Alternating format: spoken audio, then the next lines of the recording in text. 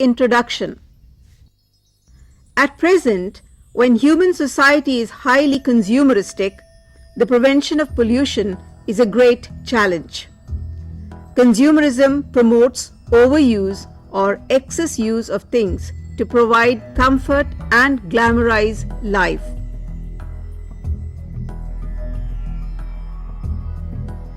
Overuse of things, directly or indirectly, destroys or reduces the natural resources and results in the rise of pollution and upsets nature's balance.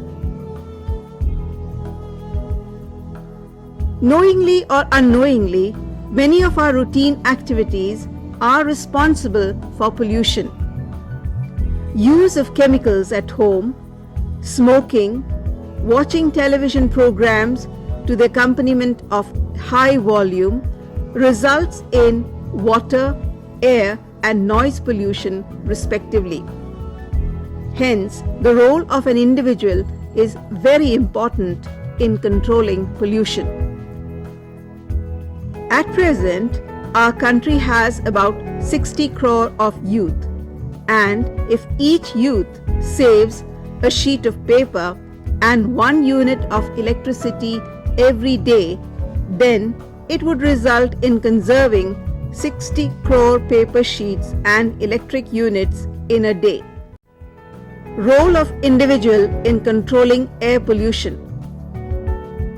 The problem of air pollution is most severe among all types of pollution because human beings inhale about 20 to 22 kilograms of air in 24 hours.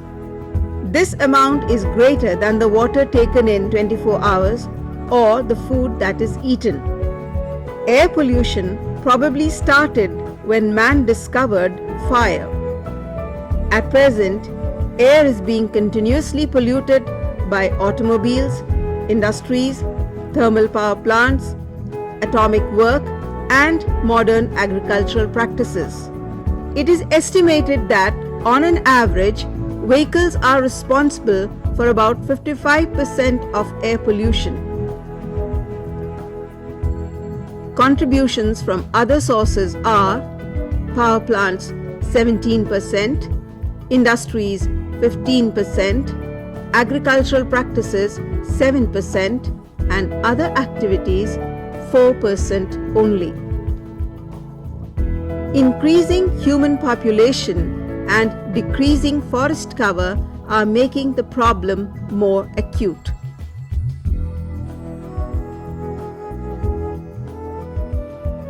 Air pollution is creating an imbalance in the quality of air and thus adversely affects living organisms. Efforts are being made at all levels to control air pollution. There are several rules and regulations and acts regarding industries, auto vehicles, and atomic work to check air pollution. Many of the individual efforts, if followed correctly, then the problem can be reduced to a great extent. Youth use motorbikes and other auto vehicles to go to school, college, and coaching classes. Auto exhaust is mostly responsible for air pollution. Driving at a steady speed, proper maintenance of vehicles, maintaining proper air pressure in tires, and the use of good quality fuel and oil can reduce air pollution. Use of bicycles and public transport and walking short distances can also help a lot in reducing air pollution. Do not burn garbage in open places as it creates a lot of air pollution. Instead of burning the garbage, separate biodegradable from non-biodegradable waste. Biodegradable matter can be used in preparing compost and vermicompost. Hand over the non-degradable items to the persons who reuse or recycle them. Trees are mute sufferers of air pollution as they absorb and accumulate large amount of air pollutants on their foliar and bark surfaces. So, saving trees definitely reduces air pollution, and trees indirectly can be saved by reducing the use of paper and paper products. Paper is manufactured by pulp prepared from wood obtained from trees. Using both sides of a sheet of paper as well as photocopying on both sides can save a lot of paper. Reuse of envelopes and computer paper, which are blank on one side, and avoiding the use of greeting cards, paper napkins and toilet papers are also important in saving paper. Keeping books in good condition and donating them to friends is also important. Giving up the smoking habit completely will control indoor air pollution and will save trees as well. Curing of tobacco leaves used in bidis and cigarettes need wood obtained from trees. Also, save the trees during the celebration of festivals like Holi. Individual efforts for reducing water pollution. Water is our second basic need after air. All organisms contain about 80% of water. For various activities of enzymes and hormones, water is essential. In plants, water is needed for absorption and distribution of nutrients along with growth, development, movement, reproduction, and controlling temperature. Man uses water for drinking, bathing, washing, irrigating crops, and in industrial work. In human body, water enters by direct drinking as well as with the food consumed. A small amount of water is formed by oxidation of food as well. Urine, stool, and sweating are the ways by which water is removed from the human body. In the body, every molecule of water is replaced in 13 days. So, pure and clean water is essential for organisms. But at present, water is being continuously polluted by urban sewage, industrial effluents, and agricultural waste. By all these sources, toxic, hazardous, and radioactive chemicals are added to water so that there is alteration in physical, chemical, and biological properties of water, which is harmful for organisms. In our country, 80% of water pollution is due to urban and rural sewage. Though the Water Prevention and Control of Pollution Act 1974 and the Environment Protection Act 1986 exist, the problem of water pollution is increasing day by day. As water is associated with many of our routine daily activities, so many individual efforts can control water pollution to some extent. Reducing water pollution is the need of the hour. By avoiding or reducing the use of chemicals like detergents, toilet cleaners, and insecticides, water pollution can be checked. Do not immerse oil-painted idols made of plaster of Paris in water reservoirs. The paint on the idols contain heavy metals that pollute water. Prevention of leakages of pipes in water supply and drainage line are an important step in checking water pollution. Water coming from many of the household activities when mixed with already polluted water increases the volume, so saving of water in household activities indirectly reduces water pollution. Reducing the flow of tap water while brushing and shaving and using a bucket and mug for bathing conserve many liters of water every day. Washing of floors and vehicles with running water destroys many liters of water, so it is advisable to mop the floors and to use water spray bottles to clean vehicles. The new type of flush systems are also water conserving. Mitigating soil pollution by some individual efforts. Soil is the uppermost fertile layer of Earth's crust, which supports terrestrial plants and animals. Like air and water, soil also gets polluted. Soil pollution can be defined as the addition of substances to the soil which adversely affects physical, chemical, and biological properties of soil and reduces its productivity. Like water, soil is also polluted by sewage, industrial discharge, and waste of modern agricultural methods. The process of soil formation is very slow. Therefore, the soil may be considered as non-renewable resource. This makes the soil pollution problem more acute. Fertile soil is not only our national heritage, but it is ranked as the mother, and we address the earth as Dharti Ma in Hindi. In Hinduism and other religions, there are many occasions and festivals when soil is worshipped. Life on earth depends directly on the living soil. Without living or fertile soil and the microbial fauna that inhabit it, food would not grow, dead things would not decay, and nutrients would not be recycled. Yet, the soil is being stripped away, rendered sterile, and contaminated with toxic chemicals at a rate that cannot be sustained. Use of green manures, compost, and vermicompost can reduce soil pollution. To control pests, traditional pest control methods should be applied. Use of resistant varieties should be preferred. Use of resistant varieties of crops should be preferred. Plastic items also pollute the soil because many chemicals are released from them and reach the soil. So plastic articles should not be thrown away carelessly. Personal ways for preventing noise pollution. Noise pollution is a byproduct of modern civilization, and it is a new enemy for human health.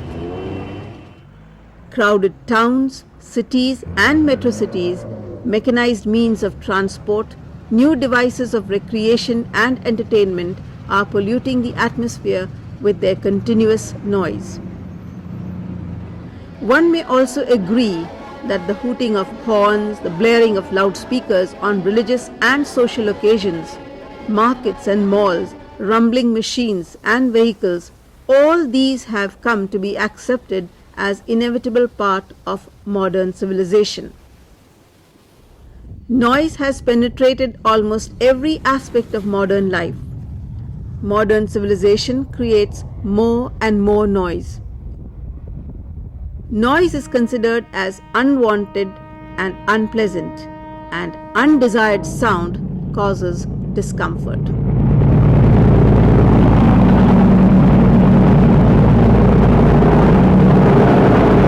Noise pollution is the unwanted sound dumped into the environment without regard to the adverse effect it may have.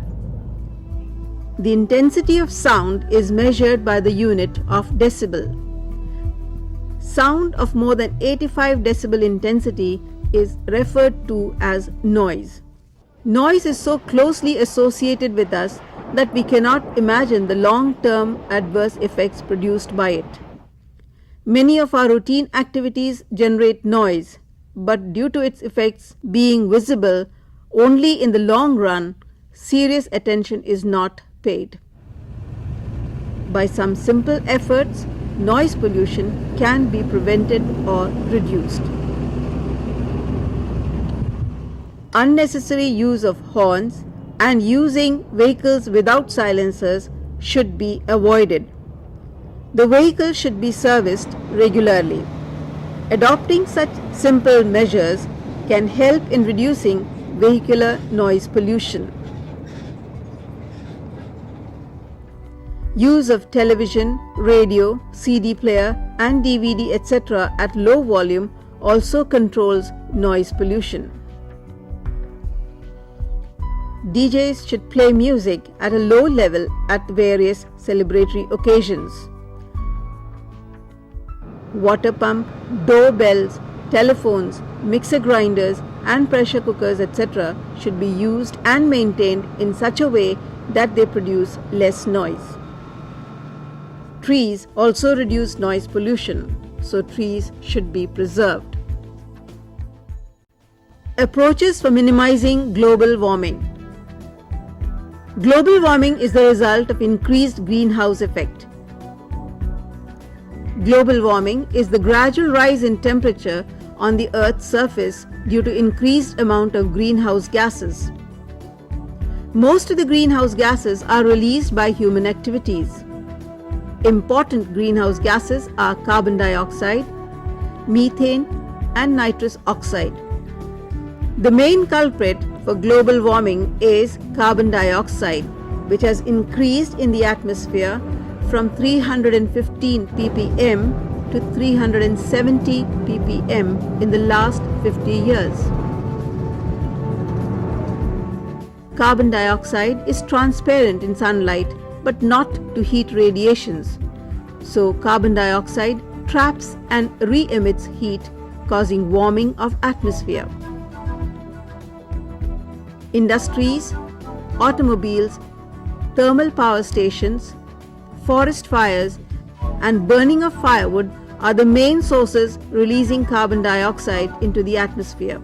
Global warming will cause rise in temperature, and rise in temperature will result in the melting of glaciers. Melting glaciers will raise the sea level and the whole coastal area will be adversely affected. It is also estimated that agricultural production will be reduced and pests will increase.